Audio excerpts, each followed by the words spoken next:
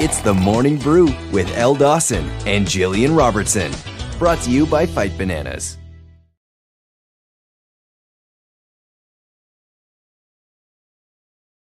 Still muted. Sorry, guys. I'm bad. Thought I was pushing all the buttons, but I wasn't. Good morning. We are not muted anymore. Happy Sunday. Welcome to the Sunday Morning Brew with yours truly, Elle Dawson and Gillian the Savage Robertson. How you doing, G? I'm doing all right. I'm always happy when there's an early fight card. I get to go to bed early, so that's always a good day. Wasn't the best fight card all around. Wasn't the most exciting fight card, but regardless, it was something for me to watch all day. There were some good fights. The main event really lived up to it. Was a great fight to watch. But other than that, it was here and there. There was few in between that really shined. I agree. It was definitely not my favorite fight night that we've had recently, especially following last week's that we both gave like solid, I think like A minus, B plus too. Like that was one of the best fight night cards we've had in a long time. So I'm kind of with you. The main card was good. Like the main card was really solid. There were a couple of prelim fights that I thought would be more exciting. I will say the star of the prelims for me was Kavanaugh. Like, I think his stock went up absolutely massively, losing the first round, coming back, and just his willingness to fight and just be gritty. And what a fun flyweight fight too. Oh yeah. And I don't know what it was about last night. It seemed like a lot of the first rounds were very, very slow. And again, in the Kavanaugh fight, it was the same thing. It seemed like a very slow first round. He definitely lost it, but also like there wasn't really a lot going on in general. Like I think he got caught with that. It was like a spinning back elbow in that round. And like that was the only thing that was really happened. He got that cut. And then the rest of the fight, the next 2 rounds, he kind of just took over. And I feel like once he opened up, he really showed what his capabilities are. He really showed a well-rounded fighter, and it was real. That fight and Duncan and Vucinic. Oh, so that was on the main card, right? That was the first fight on the main card. Second fight. All right, carry on. Well, I was going to say that one, the Duncan Vucinic and the main event, I think were the only 3 that really like stood out to me. The Gunner fight and Kevin Holland was definitely entertaining as well. But I'm like, those 3 were the only ones that I was like, wow, these are good fights. I agree with you. And I was super excited for the co-main event. I was super excited for Nathaniel Wood and Morgan Charest. And it wasn't like, Charest versus Wood wasn't, I'm not going to say it was boring because it wasn't boring, but it wasn't what I expected from 2 explosive strikers. That makes sense, you know? I don't know why. I feel like I saw a lot of people just fainting in front of each other last night. It's like they were just setting things up, and then never getting to it a lot of the times. I feel like that's what I saw a lot of in that fight too, especially I want to say in the 3rd round, Nathaniel Wood just kind of slowed down a lot, and it felt like just a lot of that, just them both just kind of fainting in front of each other.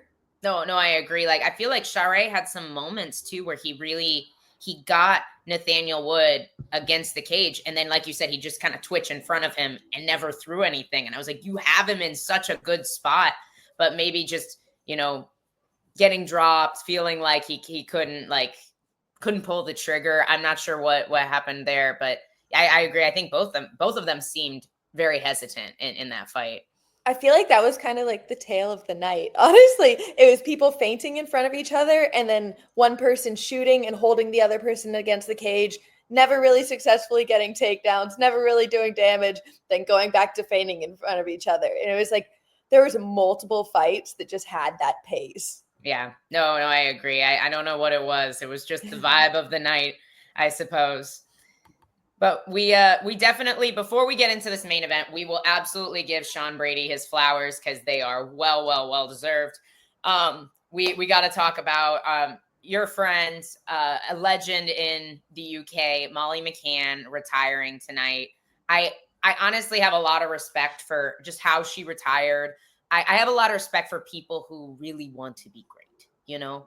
And I think she kind of probably, she can tell that that title run is just, it's out of reach for her at this point. She's getting a little bit older. And I agree with what she said. I think she's got more fights in her. I think there's definitely girls in this division that she can beat, but she just wasn't, she didn't feel like her performance was indicative of that greatness that she was after.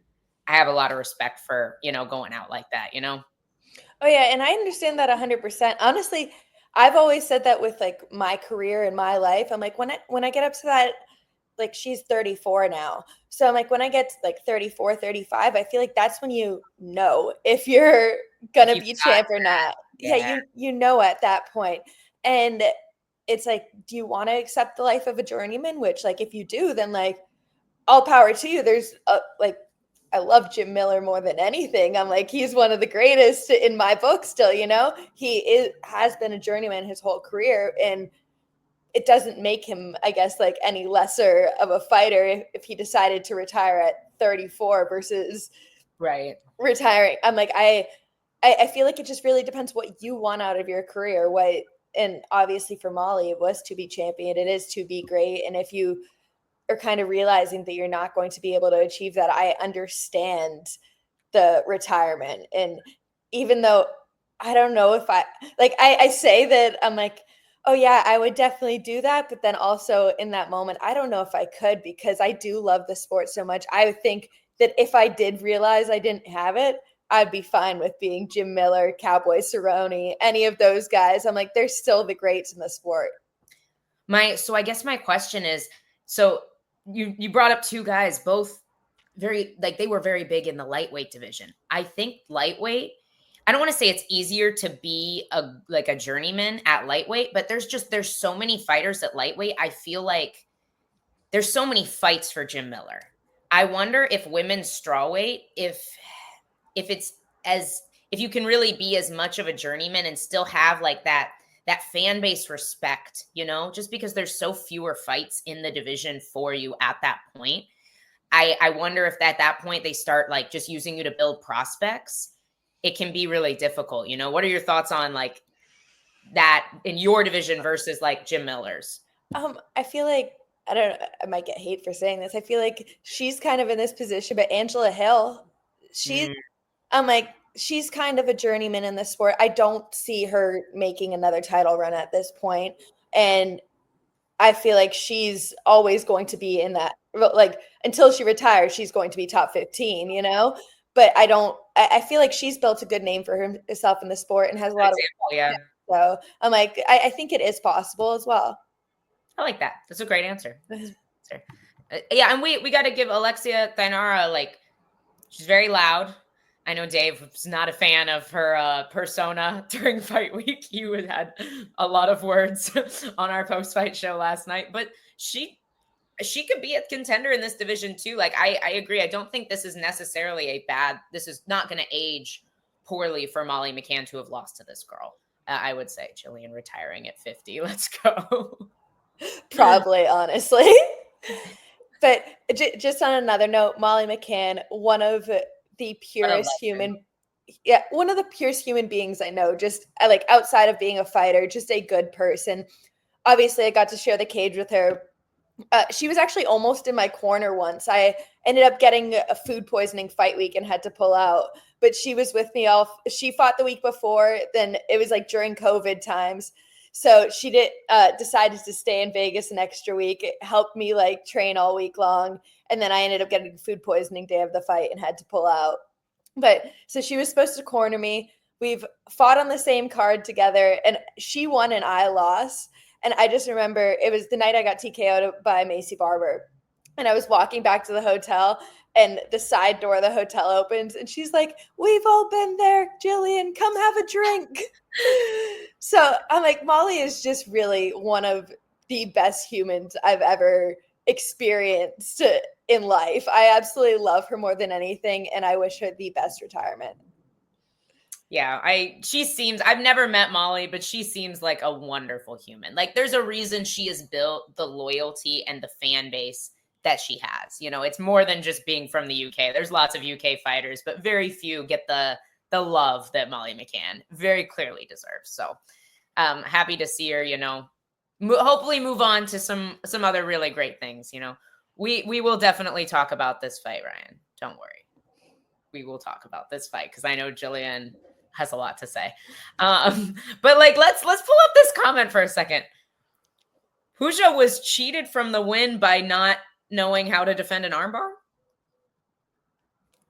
Like, I don't, this was on Pooja. This was not like, how on earth did the ref have anything to do with this?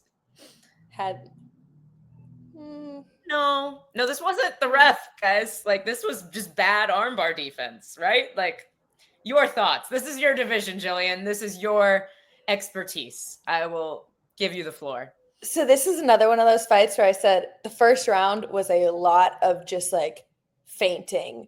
Bannon had her little karate kick she was throwing, but for the most part, they were just standing in front of each other doing minimal. Like, there wasn't a lot going on in the first round besides the side kicks that Bannon was throwing. And then going into the second round, Pooja was able to land that head kick out of nowhere. And it was a beautiful head kick, but then she ran straight into the guard of someone where if you're not a capable jiu-jitsu fighter, it's probably not a situation you should run into. It's like, I remember watching like earlier fights with Mackenzie Dern. I want to say it was Mackenzie Dern versus Hannah Cyphers, actually. And Hannah drops her and then runs into her guard. And I was like, what are you doing? Like, with opponents like that, you stay out of the guard. If you know you're not a capable jiu-jitsu fighter, you don't engage on the ground. You make her stand back up to you. So I think that's just the poor IQ move on Pooja's part. And then going into the arm bar, I literally was watching it from 10 miles away. Like, she's about to armbar. She's trying to set up an armbar. Like, how could she not see it happening? Then when she was stuck in it, she went back into it deeper. Yeah. It was like elbow clear, it looked like. And that's what I was like, she looked like she was defending and then went back into it deeper and let herself get armbarred more. So it was just, I think, very poor fight IQ on her part there. Yeah, no, I don't disagree. Okay, I guess this is the argument. He's saying that she had her TKO'd and he didn't stop the fight. I felt like she was still in it. I mean, she was clearly still in it enough to set up the armbar. If you were the ref, would you have stopped the fight before Shauna Bannon set up the armbar is the question, I suppose. I guess there was no point where I thought that it should have been stopped. Like, I might need to go back and rewatch it, but I don't think that there was a point where I was like, oh no, why isn't the ref stepping in? It seemed like it was fairly fast. She went for the armbar after they hit the floor. Yeah, I felt so too. Like, she seemed like, yes, she hit the ground hard, but she still seemed to be recovering it, So I'm fine with how it ended as a fighter and a fan. But I see what you're kind of saying. All right. Ryan says, no TKO stoppage at all. I watched it twice. All right. Our resident experts in the comments getting through it.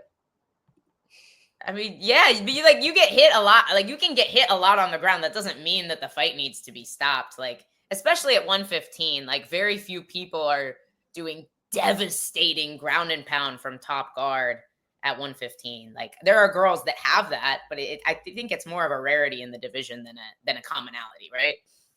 It's a rarity, I feel like, in, I guess, MMA in general. I feel like it's an underdeveloped part of the sport where a lot of underdeveloped part of the sports are all the in-betweens. It's things that aren't straight jiu-jitsu. It's not straight wrestling. It's not straight striking. It's MMA. So it's like, so many people, when they're learning these sports, they're learning it from a jiu-jitsu guy or from a wrestler or from a striker. They haven't necessarily developed these systems for MMA. So nobody knows necessarily how to develop good grip fighting to get off good punches in the guard, or like to establish good position to really get off good ground and pound and do damage from there. So I feel like it's just an underdeveloped part of the sport as a whole. Yeah, no, I think that's fair. And I think, like, yeah, maybe at a higher weight class, 2 to 3 punches. Like, if it's heavyweight, yeah, I understand taking 2 to 3 shots and then being like, all right, that's a TKO. But, like, very rarely, like, clearly she was still in the fight. If she wasn't still in the fight, there wouldn't have been an armbar there, But yeah, it's we've got a few. Wait, where's the comment? I like watching their little Sunday morning review here. Our little show. I'm glad you like our little show. Thanks for being here. We appreciate it. But yeah, I'm with you. I think that this was just like you said, just a bad fight IQ and just not understanding the position that she was in. So it's Dave went on a rampage last night on our post-fight review. And he was like, you guys are going to have to talk about this. But he was like, neither of these girls should be in the UFC. They are not UFC level. And I understand I understand where he's coming from. Like, this is your division. Are you of the mindset that you want there to be less fighters in this division, but they are all of the highest caliber?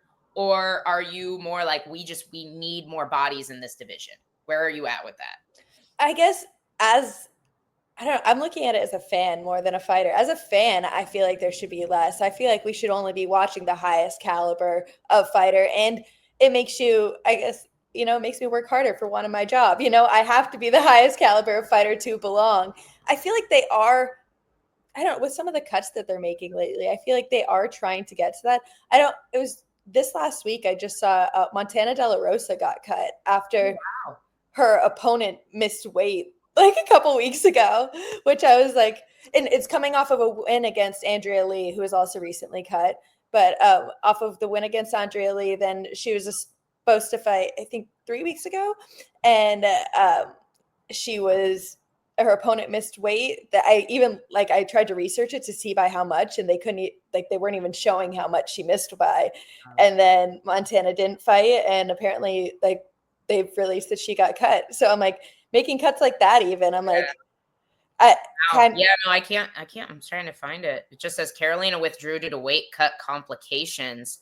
So I wonder if maybe they tried to get her to still take the fight and she said no.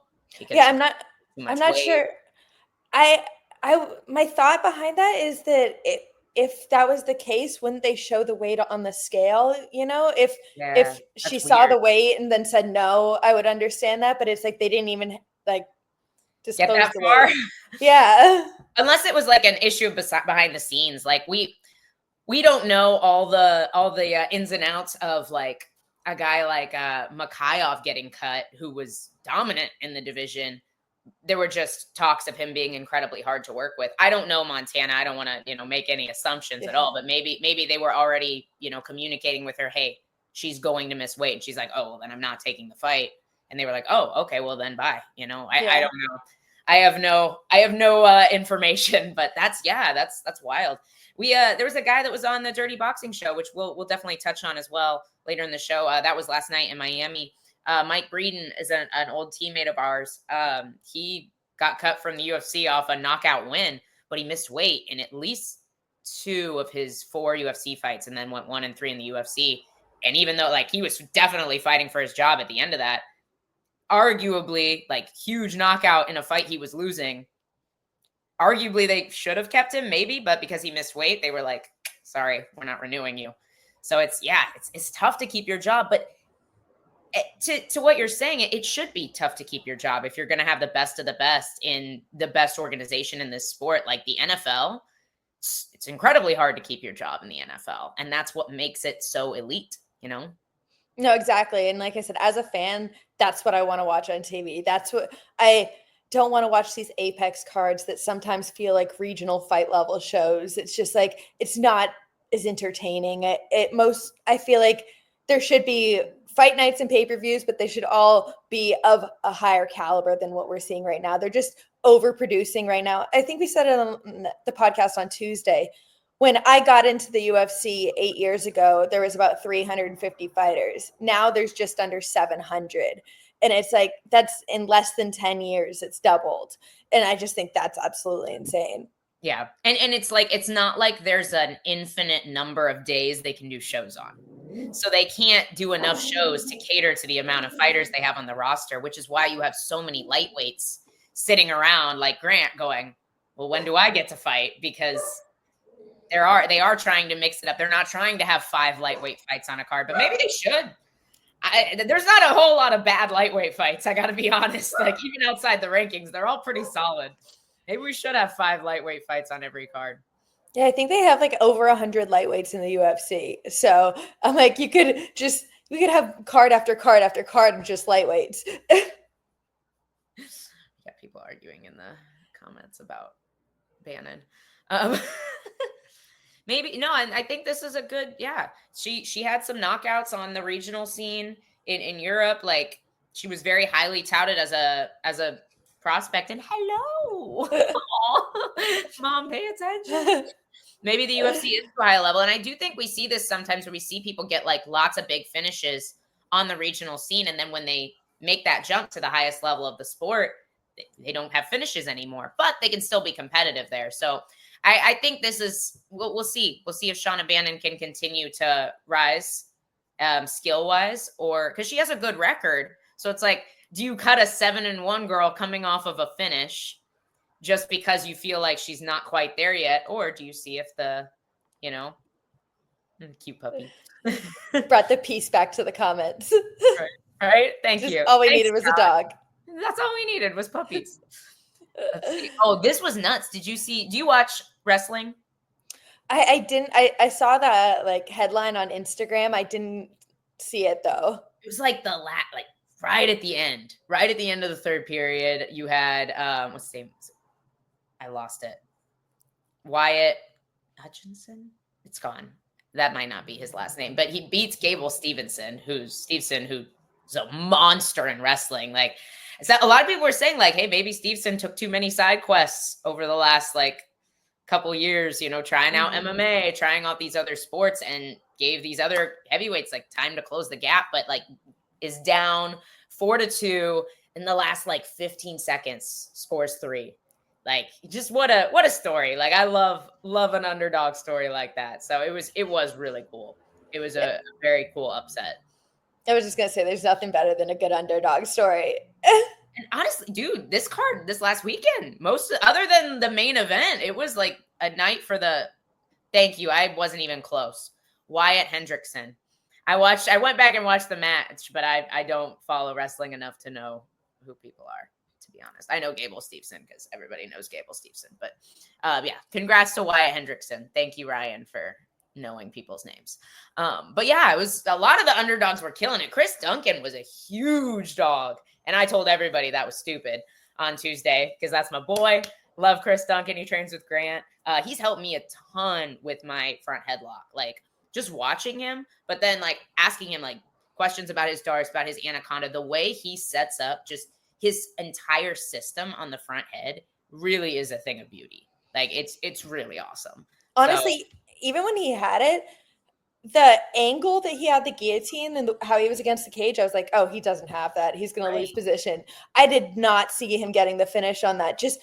Usually you see their head underneath the person's body and they're kind of angled like towards them more, where looked like he was crunched up against the cage. And did not expect the finish. Even he said, don't be silly, pull the gilly. He's going to get it tatted on his butt cheek. So. Well then. He's crazy. Even just like the sequence that led up to that, I think he threw a kick, got it caught, started throwing punches over it, and then got shot on it and then jumped the gilly. So I'm like, it was just a crazy sequence as a whole, a crazy fight as a whole, just constantly on the attack. And like I said, one of the few fights that really had me entertained last night. Yeah, no, it was super fun to watch. And Chris Duncan, he is, don't want to say stressful, but if you're friends with Chris Duncan, he is a very nerve-wracking fighter to watch, but that's because he's so exciting. Like, he is so willing to be in the fight. And it's like, that's what makes him so fun. But yeah, I'm like, my heart is always racing every time Chris wins. I'm like, yes, you got this. You got this. It's like a roller coaster of emotions. But he, if he didn't get the finish off his back or what, I honestly don't know. I was surprised to see Vucenic shoot on him because I think Chris might have been more powerful on the feet, but I feel like Vucenic was sharper. So maybe it was just the fear, like he got dropped with that big, like cool kick punch right at the beginning of the fight. Maybe he was just like, he felt the power from Chris and he was like, I would much rather be on top of this guy, which I totally get. You can't punch me. Like everybody's the same height and has the same amount of power if they're on their back. So I'm all for that. But yeah, I I felt like he looked sharper on the feet and he was having good moments on the feet. So I was kind of surprised to see him shoot personally, especially after fighting out of the front headlock in the first round. But so I went to the UFC's page this morning, and they didn't post any fight of the nights, but they post four performance bonuses, and Chris didn't get one of them, and I was shocked by that. So I don't know if I don't know if I couldn't find it. Usually they do a fight of the night at least, and then a couple of performance bonuses. Yeah, they had 4 performance bonuses, and then I couldn't see a fight of the night. But I know Sean Brady, Alexis. Shauna Bannon, and really, I can't remember the 4th one now, but those 3 I remember. That one and Chris didn't. Yeah, bums me out. Yeah, the Bannon one I was definitely shocked by. Like, because that was more the other girl than Shauna, to be honest. I don't want to take anything away from her. Good for her, like fighting out of a bad position and having the like wherewithal to set that up. But I feel like the finish came more from the girls. Poor decision making. The 4th one was Kevin Holland. Oh, another kind of where I'm like, Duncan didn't deserve that more. Come on, yeah, like, yeah, that's a weird one for me. Maybe it's just because he was not expected to be able to out grapple Nelson, but like, yes, it's hard, Ryan, but it's like, but the overall performance, like Chris's overall performance was a much more exciting fight. And way more dominant too. Like he wasn't losing and then got the finish, you know? I don't know. And it should be hard. That fight, it was not hard. That fight, it looked too easy to do, honestly. That's a fair point. Yeah. That should be. Yeah, I agree now. Thanks, Ryan. Yeah, Kevin Holland. That's odd. Yeah. I don't know. Yeah, this was kind of weird. Sean, I'm sorry, you brought this up last night and I didn't put it up on the screen. So Vucenic is now 0-2, I think, in the UFC. Does he have a win in the UFC yet? Or is he 1-2?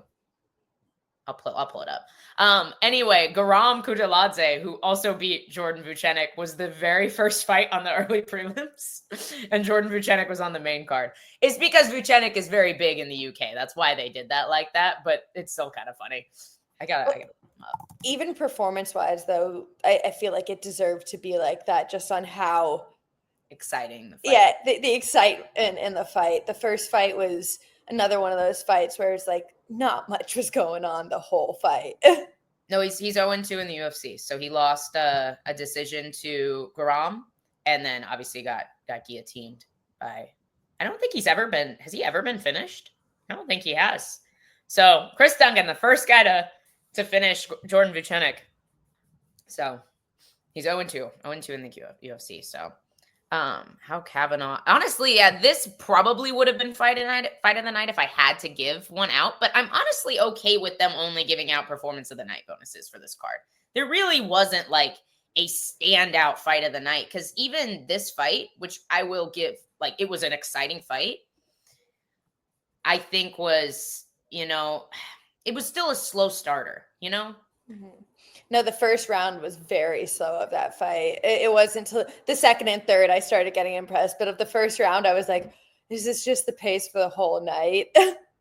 Yeah, I agree. And usually the flyweights are pretty like quick, There's a lot of fun flyweight fights. I think they don't get the credit they deserve because there's not as many finishes, but they're fun usually because they're just so fast paced and they have to be to keep up with everybody else in the division who's also super fast. But I'm excited to see Kavanaugh fight again. I think that he will be in a lot of really exciting fights. I do.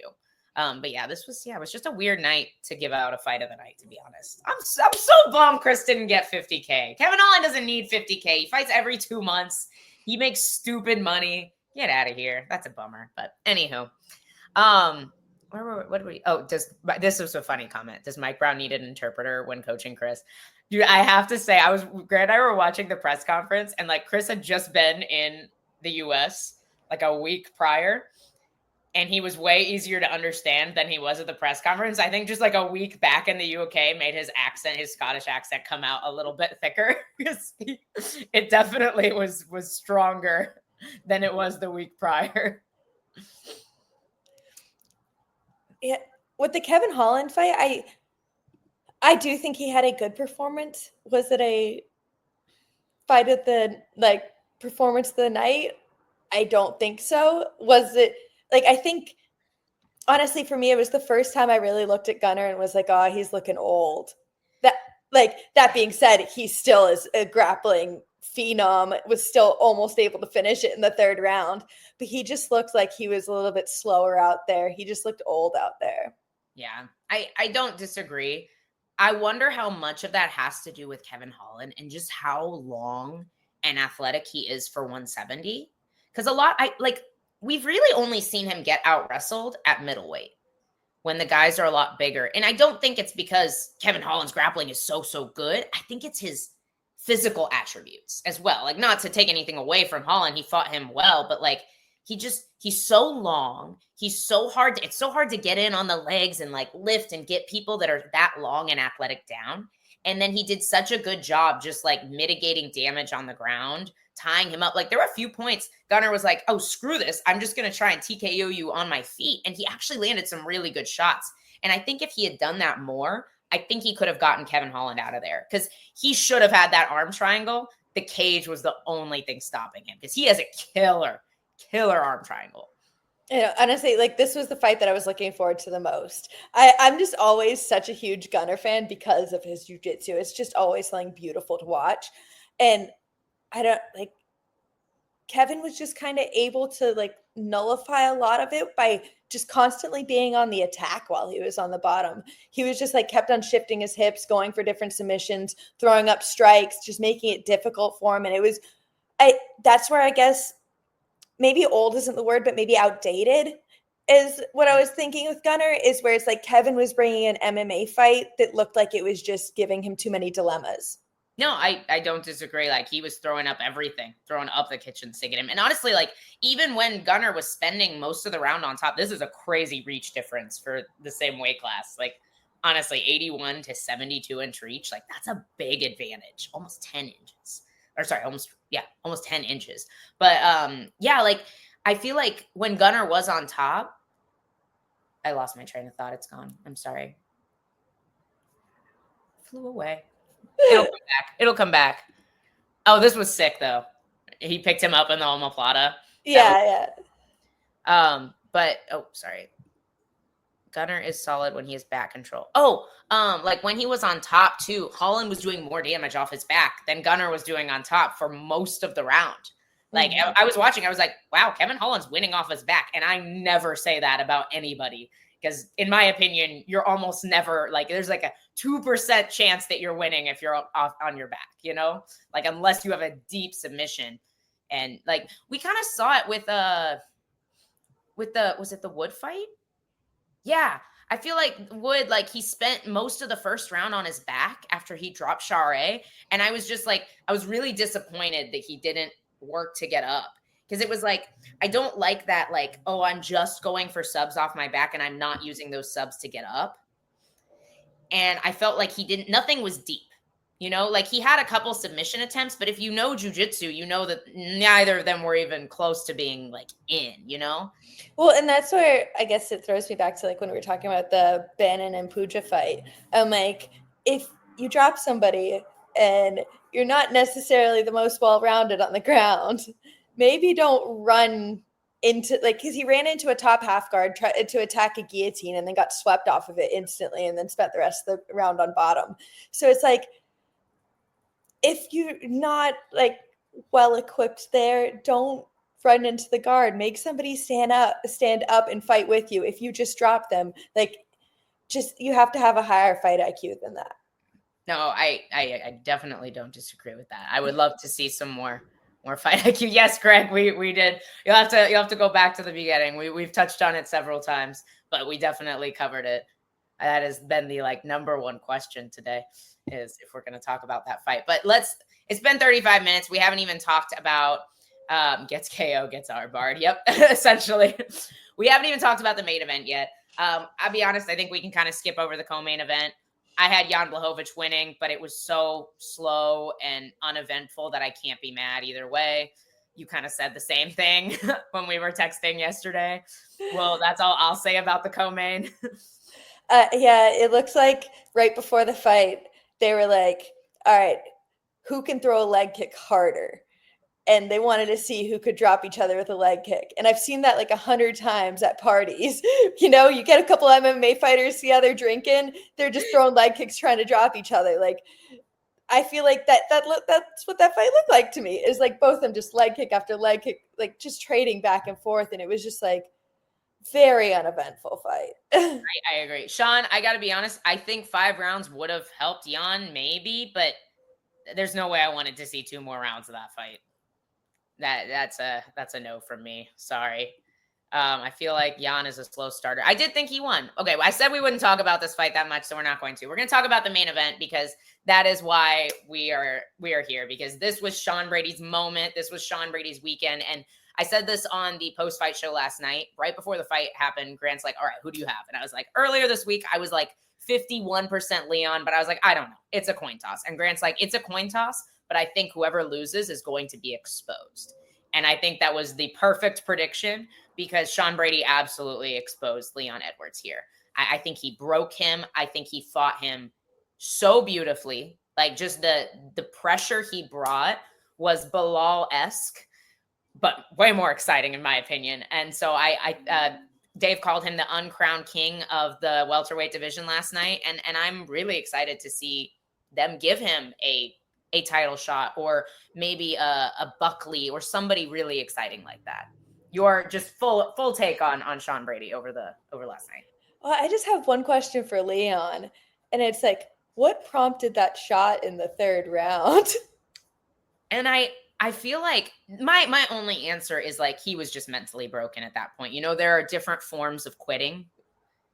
And I think he just was done being in that fight at that moment is all I can really say, you know? I think you could see it in his like body language, like in his stature. And there's something about him. You could see that he was slowly fading as the fight just continued to not go his way.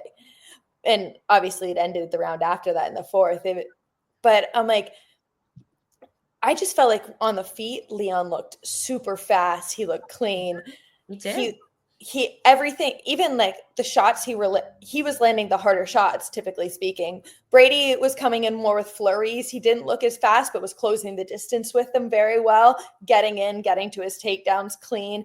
And yeah, I think that Brady just really overwhelmed him more than anything else. When Leon was able to keep his distance, I feel like if he was able to keep his distance the whole fight, he won the fight. You know, but it was just Brady stayed in his face, constantly made him thinking, constantly gave him something to think about, whether it was strike, shooting, whatever it was. And then on the ground, he was just like a wet blanket laying on top of him, could not get off. Like Leon could not get him off. Dude, that dude has literally a turtle shell for a back. Like he looks massive and so insanely strong. And it's obviously it's heavy technique as well, but just like when he gets on top, like he just looks like an absolute monster there. And I did expect him to be able to hold Leon down if he got him down, but I expected this to be a much closer fight. I thought Leon would do a way better job keeping his range, but Brady had just such relentless pressure and he didn't allow Leon to start to make his reads because that's where Leon shines. And I agree with you. Like somebody said he outstruck Leon and I don't disagree with this, but if we just look shot for shot, Leon's shots were cleaner. And I do think they were more damaging. He just didn't do enough of them because Brady did such a good job keeping him on the back foot. Yeah, and I guess I kind of did see the fight going this way. I didn't know if he'd be able to get the finish or not, but I see Brady as, I guess, a more a grappler with more finishing capability than Bilal necessarily. Yeah. So I felt like if he was able to get to the ground, then he would be able to dominate and control. And he just moves better than Bilal on the ground, where Bilal is good at controlling position. Bilal's like the mat return king. And Brady is the control king, is how I kind of see it. Like Bilal can ride like insanely well, but he doesn't keep you on the ground long enough to implement the damage and the submission prowess that Brady has, you know? But dude, how nuts is it that Sean Brady is Bilal's like only finish ever? I know. I'm like, it's just the rematch that needs to happen. know. How do you see that fight going? Like, do you have a pick or like a prediction for because obviously I think we can respect that that's a close fight, right? No, it's definitely a close fight. And I don't know. I might need to go back and rewatch the first one, honestly. I think that Brady has evolved himself as a fighter since then. And I think, I don't know. I honestly think it'll be closer on the ground when they get it to the ground, but I still think Brady would dominate when he gets to the ground with Bilal. And I think Bilal might have a little bit more of the edge on the feet still. I think he would. I think he will have to work really hard to get Bilal down. But dude, he just looks so strong. Brady does. And honestly, I think I like him against a striker like Gary. Shavkat, I think, is a little bit more dangerous just because of the power and how good his counter, because he can wrestle. He can counter wrestle and he can wrestle offensively. I think Shavkat is a tough matchup for Brady stylistically, but I really want to see that fight now because I think just him showing his evolution, how much better his striking defense looked in this fight, how much better his pressure looked in his volume output. And everybody says he's a cardio monster in the gym. So, dude, yeah. Comment here. Dean coaching his people could possibly have multiple champs coming up next year. I think so. I could see Brady in a title contention spot really soon. And I guess the question is there's supposedly, Dave said, breaking news last night, he heard from somebody in Islam's camp that Islam is not fighting at lightweight again. He is going up to 170. So Islam, the king of lightweight right now, if Ilya gets an immediate title shot at 55, Islam has to get an immediate title shot at 70, right? He's not fighting for anything that's not the belt at 170. So if that's the case, we have Bilal fighting JDM. After that fight happens, Shavkat says he'll be healthy in June, July. So now we have a bajillion contenders in this division that used to be quite stale, And then, I'm thinking about the lightweight division too. I'm like, who's the title? It would be Topuria versus somebody. I'm assuming they would make for interim. Well, if Islam goes up though, then it'd be open belt. Yeah, no, it'll be. Sorry, not interim. I'm sorry, vacant is what I meant to say. Yeah. Max, I don't think so. That doesn't make as much sense. No. I don't think so. Maybe a Gaethje? Yeah, maybe. That's a fight that I just want to see, honestly. Topuria and Gaethje? I think that's one of the better matchups for Topuria at 155, to be honest. No, I think so too. Unless they want, I don't know, Dustin's retirement fight. Yeah, give him one more shot at the belt. That'd be cool.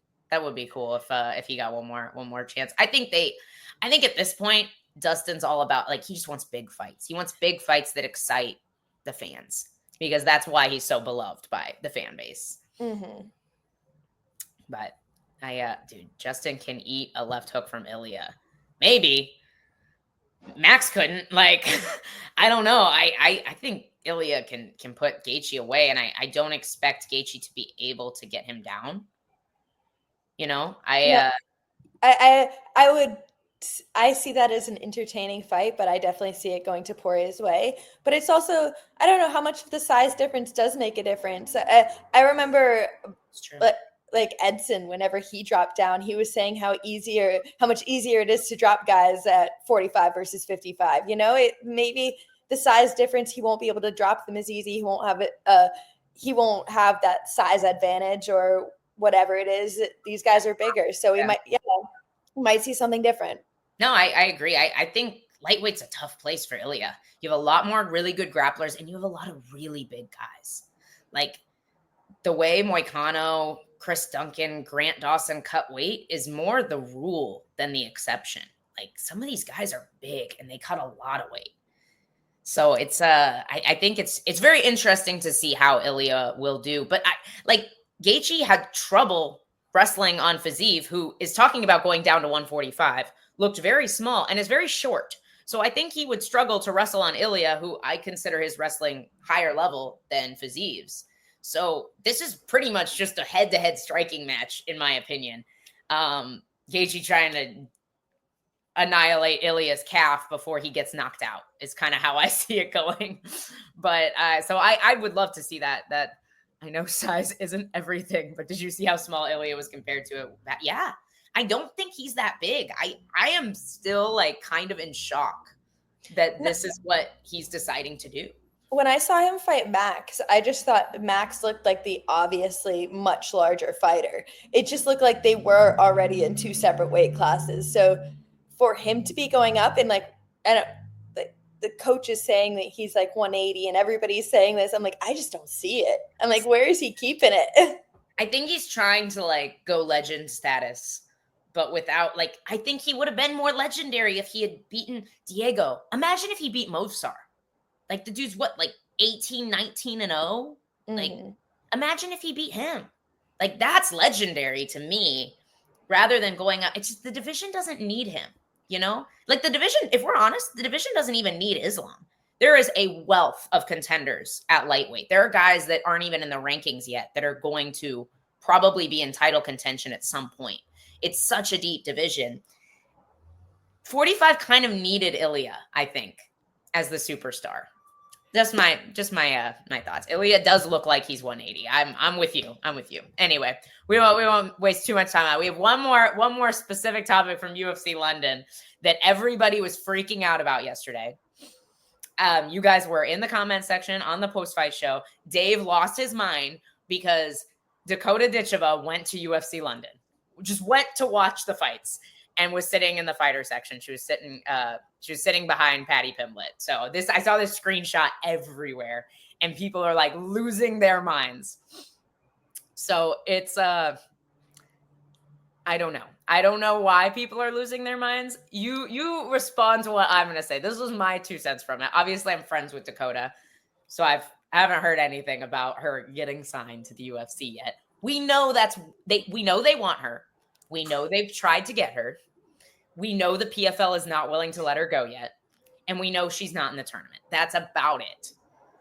Do I think that Dakota will fight in the UFC next? Probably. It's not going to be this year, though, if it is. If the PFL has nothing for Dakota this year, they're still probably going to keep a hold of her, is my 2 cents on this. But, like, everybody was freaking out. Like, guys, she's super famous.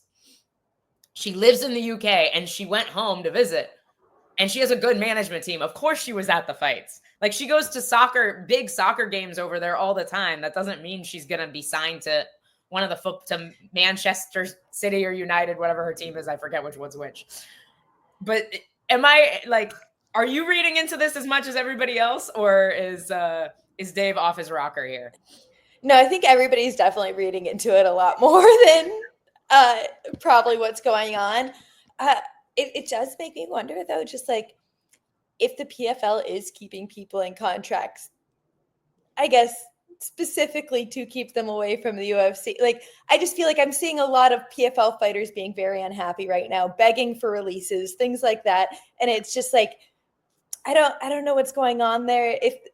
If she is with them, why isn't she in the tournament? Why isn't she like have something, like, I don't know.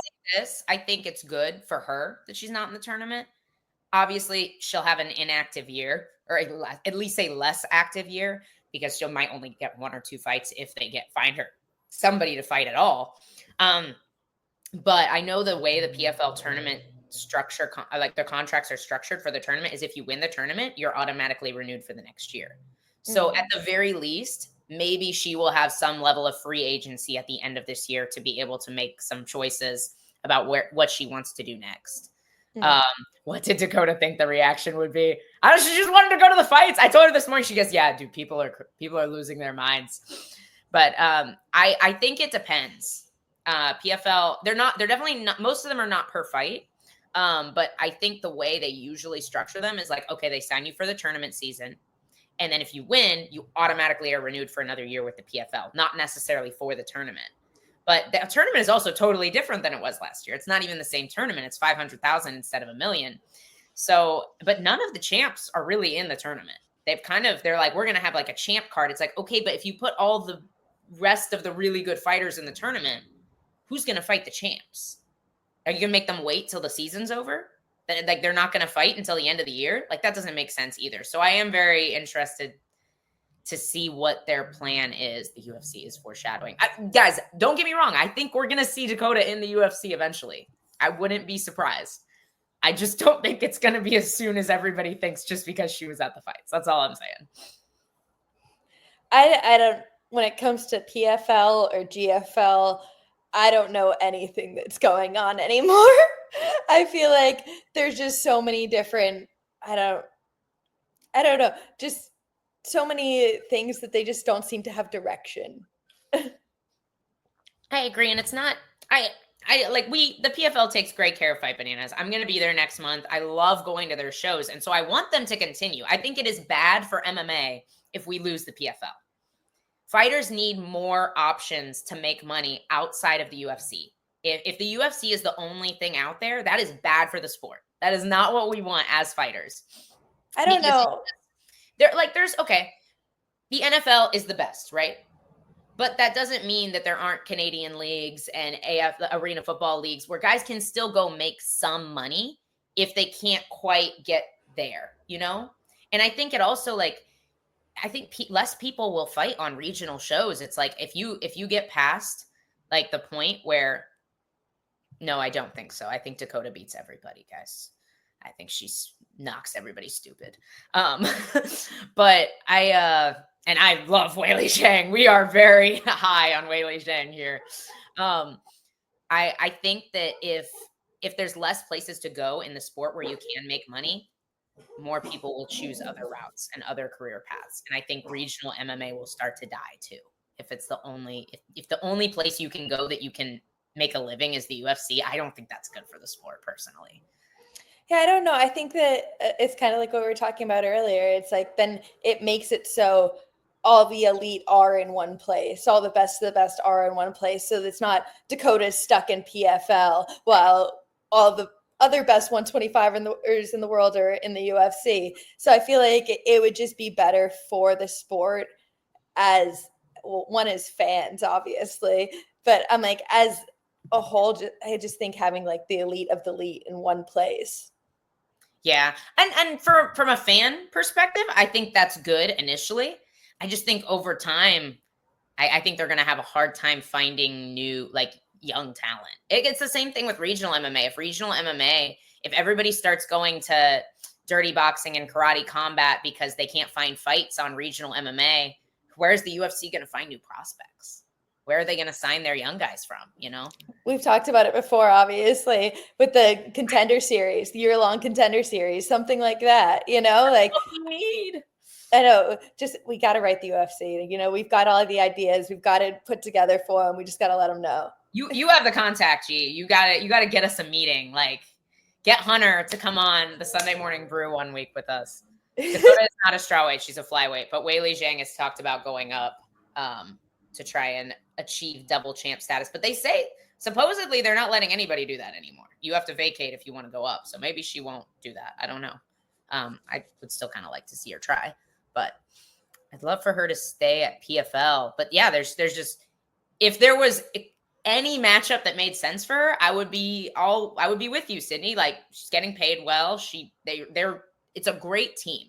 The people who work for PFL are awesome people. I'd love to see her get more opportunities there, but I just don't think, unless Rose decides she wants to be done with the UFC and go over there, like, which I can't see happening, like, how are they going to find somebody for her to fight this year, you know?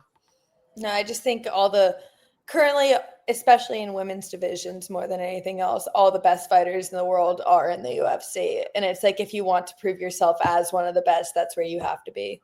I agree. And I think we'll see it eventually. I really do, guys. It'll happen just in time.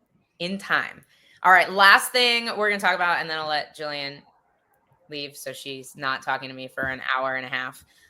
Let's look at, we talked about Sean Brady. We talked about how dominant he looked. The welterweight division looks fun. Like, it actually looks fun right now. There's so many contenders. If we look at the top 8, so this was another thing that I kind of got in on Dave on. Dave said that Leon Edwards gets smashed, not beaten, gets absolutely annihilated by every single person in the top 8. And I personally am not ready to write off Leon Edwards as trash at this point. So I was like, come on, calm down, Dave. Calm down, Dave. But let's look at this top, 8 to 10 and kind of see, like, I think Leon can still be, I actually would like to see him fight Jeff Neal. Obviously, that's not going to happen for quite some time. Jeff Neal's down at number 10. Doesn't really make sense right now, but I think Leon can beat Jeff Neal. He's already beaten Colby. I think he can beat Gilbert Burns. I think Gary is a tough-ish fight, but I think stylistically, Leon Edwards is not a terrible matchup, or is not a like super easy matchup for Ian Gary either. I think Buckley's a really tough fight for Leon. Obviously, Brady smashed him. I think Jack Della Maddalena is a fun fight for Leon. Usman is also, I don't think we need to make Leon versus Usman. It doesn't really make sense. They're both kind of becoming journeymen in the top of this division. And then Shavkat's obviously a tough fight for everybody. But like, your thoughts, what do we do with Leon after this? Where does Islam fit into this top 10? And what do we do with Brady after this? I would like to see the Edwards and Gary. I think that would be instantly, looking at this lineup, that was the one that stuck out of the page for me. I feel like that'd be an interesting matchup. My only thoughts is that I think that Gary might make it a boring fight. He might just try to wrestle and hold him. And instead of, I think as a striking match, though, it'd be entertaining. Yeah. But I feel like that'd be my only worry, I guess, of it. Other than that, you said it too, Della Maddalena. I think that would be a fun striking match too. I feel like any grappler, like you said with what Grant said, he got exposed last night. Any grappler is going to go in there and just try to do the same thing, right? Run the same game plan. So I feel like putting him against somebody who is going to strike with him is going to be, I guess, the more exciting matchup, where anything else you're going to see him getting held a lot. I don't disagree. And I got to be honest, I think very highly of Brady's wrestling and control. And I'm not sure that other guys in this division can do exactly what Brady and Bilal did to Leon. I think we have, I look back at I know he's older now, but I look back at the RDA Leon fight where RDA would get so super deep in on a shot and Leon Edwards would just athlete out of them. Mm-hmm. And I think he still has a lot of that capability. He's still, like you said, he still looks fast when he's fighting. I just think the style that Brady brought with the pressure was too much. And I don't expect Gary to fight him like that. Mm-hmm. I don't, like you said, I think he can make it a really boring fight on the feet too. Like Gary is a very like similar to Leon, he makes his reads, like he takes his time on the feet too. And so I could see, I don't see a lot of people doing exactly what Brady did to him. I could see some people trying for sure, but I think there's some people he can still stop the shot against, just like he did with, I know not the best version of Colby, but he was stopping a lot of what Colby was doing for the first few rounds, But the way this division is set up right now, we have Bilal fighting Jack Della Maddalena. JDM maybe loses. Maybe you could do him and Leon, but I kind of like using Usman and Leon as these stepping stones for all these young prospects. There's been talk about doing Buckley and Usman. I'd really like to see that. I think that makes a lot of sense. So let's say Buckley and Usman are set. I know they're not, but let's just pretend. Jack is already set with Bilal. Then you have Shavkat out for injury. I don't hate, everybody else in the top 5 is kind of tied up.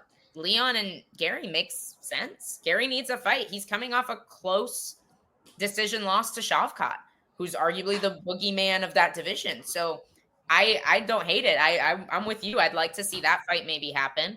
And then he becomes a stepping stone for Gary possibly, or he shuts him down and Gary doesn't get that shot. Mm-hmm. But I think it's interesting. It's like you were saying.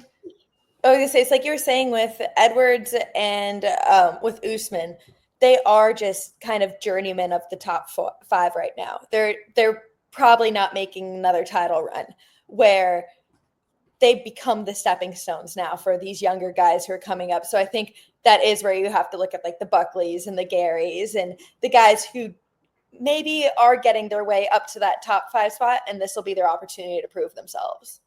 Yeah, no, I don't disagree. And I obviously expect to see Brady higher in the rankings after this weekend, But the question is, do they stick him at number 1 or do they put him under Shavkat? So it's like, I don't know what they plan to do with him and where they plan to move. Forgot about this fight coming up too. They put Leon versus the winner of Neil Protz.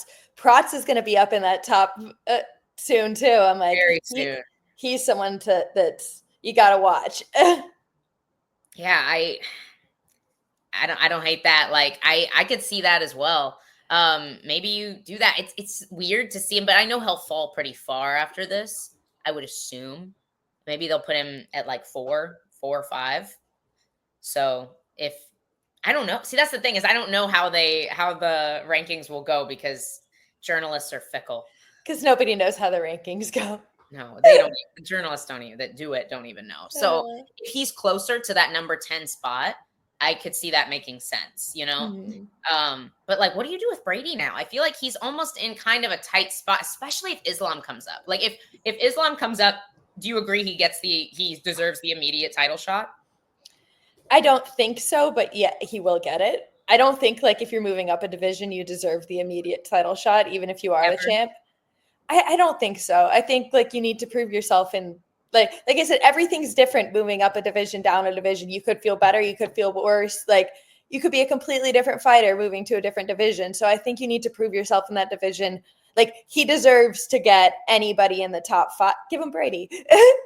No, I agree. He deserves to get anybody in the top 5. He needs to prove himself at that weight class and then gets the champ. But I think he needs somebody up there first. Yeah, no, I wouldn't hate to see that. If you were going to stick Islam into the rankings right now, where would you put him? Gosh, that's hard to say because I'm like, obviously I do. I think he can. I think he could be champion of this division, but I'm like, right now, I don't think he deserves that, I guess, opportunity just yet. Even honestly, versus Shavkat would be a good fight too. I'd like to see that. You'd stick him at like number 2, maybe? Yeah, around there. All right. No, I can see that. So yeah, like what do you do with Brady next? So let's say you're right and Islam gets an immediate title shot. You have Bilal versus JDM. Obviously, like I don't think if Bilal loses, he gets the immediate title shot, just like they didn't do for Leon. I don't expect them to do that. I don't think he is the UFC's favorite champion. So let's say he wins or loses regardless. It's going to be a different fight after that. If Islam gets that immediate shot or Shavkat gets that immediate shot, because they both are deserving in the UFC's eyes, right? Where does that leave Brady? Would you give him one more contendership fight or would you put him on ice and wait for 2, maybe 3 fights before he fights for the title?